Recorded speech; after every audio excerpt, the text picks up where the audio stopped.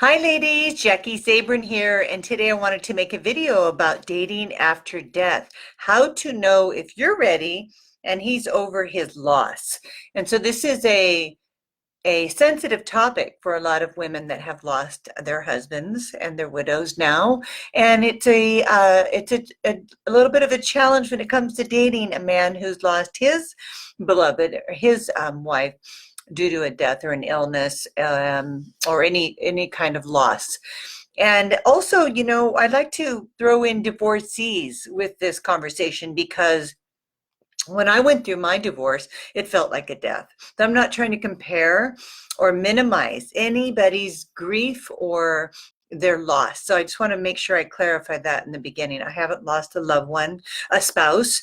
And so I can't relate exactly. I have lost a lot of people that I do love and that have been very close to me.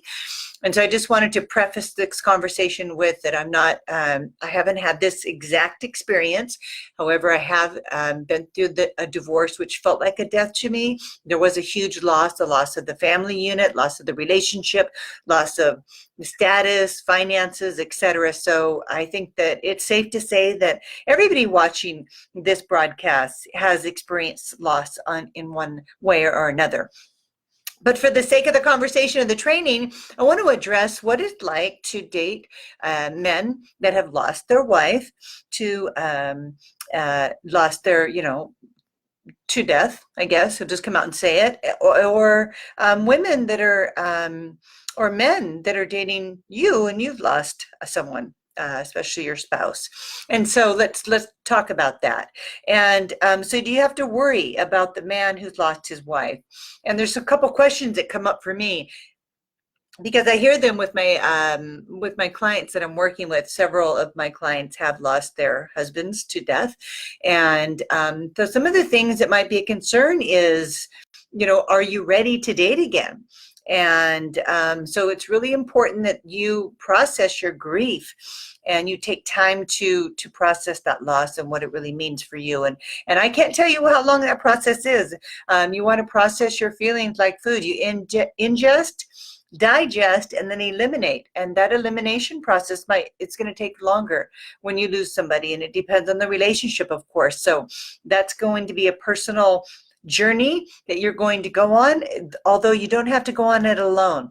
If you're not ready to date after losing your husband, what you can do is join a community like mine and get the support of like-minded women who are on a journey to find their soulmate. And you can have the support of a community, which will really, really help you. So you can learn how to love again, how to live again, how to smile again, how to have fun again. And that it can speed up the process by being surrounded with an amazing community of women like the community that I'm offering you to join by just simply liking my Facebook page here and subscribing to my newsletters or my YouTube channel. Puts you on my database and allows me to send you emails and my freebies and tutorials and watch these trainings where you can start to become a part of my community where we can nurture you. And so going back to some of the other questions, like how do you know if he's through his grief period? Depending on, do you judge it by months or is it years? And I don't really think it's a time. I'm feeling like it's more of, it's going to be an individual basis, and you need to check in with the man and see, by how he talks about his previous wife, his deceased wife, how he refers to her, how much pain there is in his voice. If you're really going to have to get an intuitive hit on where he's at and what level he's at in his personal healing. That's really going to be the determining factor of whether or not there's a place in his life for you. And I would definitely be looking for that. Now, I wouldn't say, some men process their grief while they're losing their wife. Perhaps she had a long illness that lasted a decade. Sometimes that happens, and he's ready to be in another relationship because he's been processing the grief. And a lot of times, if that's the scenario, I've heard from my clients that they will actually encourage you, to date and to find love again after they're gone. And so you can have a candid discussion with him about his relationship with his wife. before she died, what it was like, and you'll be able to glean a lot of information from that. And that this is so important that you always ask a lot of questions. Don't be afraid to ask questions. In fact, I find that we find comfort in talking about someone that we've lost.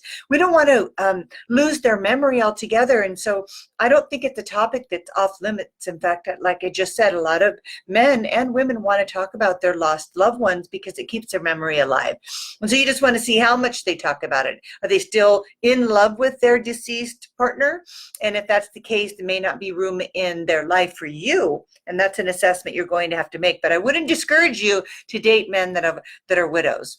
I think that you're just going to have to make that assessment when you get in there, but you can do that by asking a lot of questions and seeing his reaction, his response to it. And the thing that also comes up when you're dating a man who's lost his wife to death is that he might still refer to her as his wife. In fact, I have some clients that this is happening to. And here's what my opinion, and again, it's just my opinion, so you can take it for what it's worth, but I think that that's okay. You just can't wipe out the memory of another person. You know, that person shared a lifetime with him, and it's just like saying that you lost a daughter. You wouldn't stop referring to your daughter as your daughter or your son.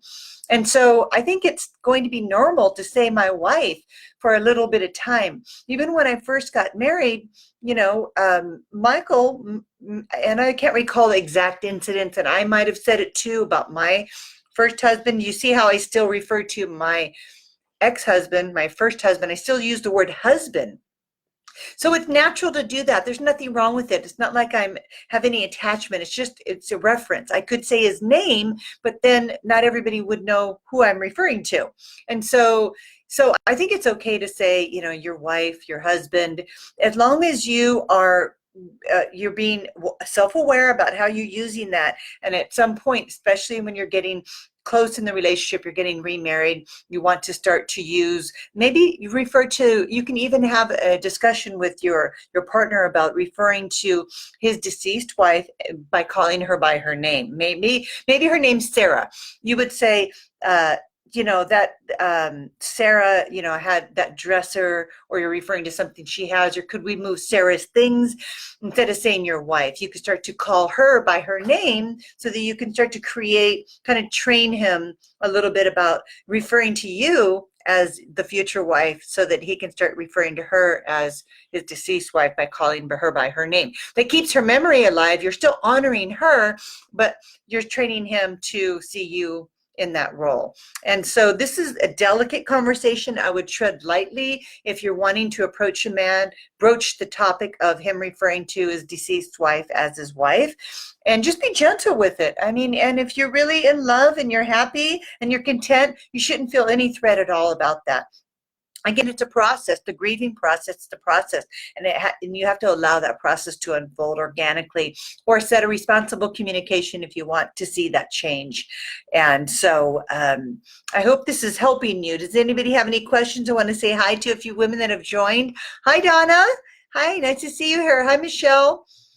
Hi, Dinah. Hi, Lynette. Great to see you here. Hi, Allah. Great to see you. So we are just talking about, do you have any questions about this? So as we get older, this is pretty common to date somebody who's lost a loved one, I think on both sides, men and women. And so it's really about where you're at. It's about your communication skills. It's about having your using your intuition to gauge what stage they're in terms of their grieving process. And so I think it's a wonderful thing to date a widow, and because life goes on, and we want to keep living our lives to the fullest, and we want to embrace our next chapter in our life. And certainly you don't want to go out with somebody who's still in that process, because you'll have to go through that process again. It's kind of like dating somebody who's going through a divorce.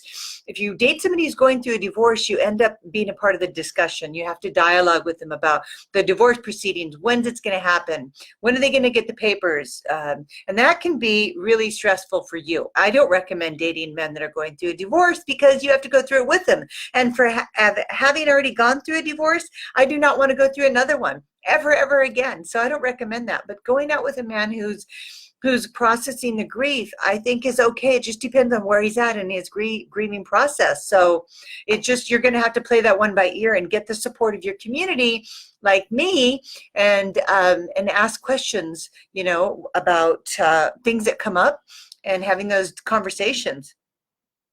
And so let me see the questions that are coming in. You have to respect the memory. It makes them more loving.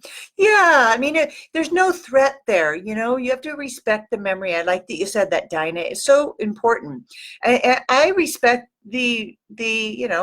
my husband was married before, and I respect that relationship. I'm not a part of it in any way, but I respect the fact that he was married before me, and I would never discuss, anything derogatory or negative about his previous marriage. It's none of my business. It has nothing to do with me. I didn't know her. So, it's kind of the same thing, unless he wants to talk about it. And then if he wants to talk about it, that's great, because then you get more information about where he's at in his healing process. So I think it should be discussed. I think everything should be open and honest, and in that process of open and being honest, then you can really tell by how much they're willing to share and what they share, if they are ready to be in a relationship with you. I mean, I had one scenario where a woman who was in love with her husband. He passed away. She always felt that he was her one true soulmate. She never really felt that she was going to ever have another soulmate. So she met another man, was in love with him, but he never felt that he was the one with her, because after they went out for about a year, she discussed that she really only believed that you could have one soulmate. And so he was crushed, but they ended up breaking up and moving on, because he didn't believe that. He believed that you can have more than one. And I certainly believe that, because I have so many amazing soulmates. I have my ladies in my group that I consider soulmates, because we're on this journey together. My clients, some of my best friends are my soulmates. I've had many soulmates and hope to have many, many more. And that's what life's all about. Yeah, and so good. Yeah, I like that. Referring to your ex-husband as my son's dad. Thank you, Michelle. That's a great tip. So you can refer to your ex or your deceased husband as the father of my children. And you can say it that way. Great suggestion, Michelle. That makes it really easy. Hi, Jane. Nice to see you. Hi, Shelley. And ladies, do you have any questions? So I just think that if if you lost a loved one and you're ready to get out there, there's no time like the present. We have online dating, makes it so easy to go through this process. There's also dating sites for people that have lost loved ones that you can check out. Just Google them and check that out and see if that resonates with you. And I would think that maybe you would feel comfortable, because you'd have that in common. But I'm not necessarily recommending that. I just think that's like attracting more of the same into your life. Why do you want to dwell on it? But you have to decide that for yourself. Go check those sites out, see if they interest you. Maybe if you're in the grieving process, it would help you to go out with somebody who's lost a loved one, so you can relate and discuss your loss, and that might help speed up your healing process.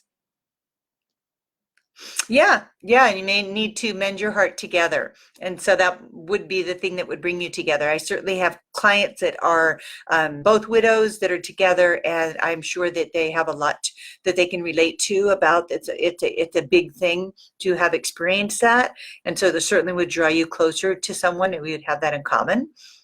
And so I feel complete with this topic. I don't think that we really need to dwell on it anymore. I'm looking at my notes here to see if I left anything out. Basically, you want to just start at ground zero with a new relationship. Honor your feelings, the need to process your grief. And when you feel like you've processed it and released it, you're ready to move on with your life and start living life and having fun again, that's when you want to start dating. And until then, I would recommend joining a community of women that support you through that process, through your grieving process, like my community, until you feel ready and stable to get back out there and embrace life. Because a man that you're dating is going to want to see you showing up 100% for him, and vice versa. If you're not seeing that with the man and he's talking about his wife and referring to her a lot, then you can tell.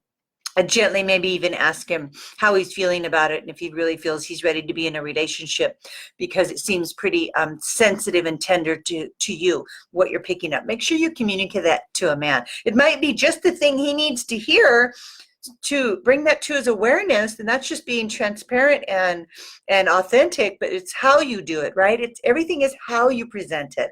You can do it very kindly with a lot of compassion, and he will respond to that very, very well, and he'll let you know if you know, at least ask him to give it some thought. And so, ladies, I hope this was helpful. I feel that we're complete on the topic. Unless I see any more questions, I'm going to shut the call down because I don't want these calls to go longer than 15 minutes, and that's where we're at. I have some really big things, very big, exciting announcements that are coming your way. I'm offering a couple new programs where you can meet me in person, a couple retreats that are coming up that I'm going to be sharing with you so that you can meet me, meet my husband, and sign up to learn about my formula for success that my clients are so successful using. Right now, we have 4 women in our group that are engaged. 4 women and a dozen more in relationships. And those 4 women got engaged within like a scope of 3 months. And it's so exciting. One got engaged last week. And then like 2 weeks before that, there was another one. And it's just like popcorn. Everybody's getting engaged. It's so exciting.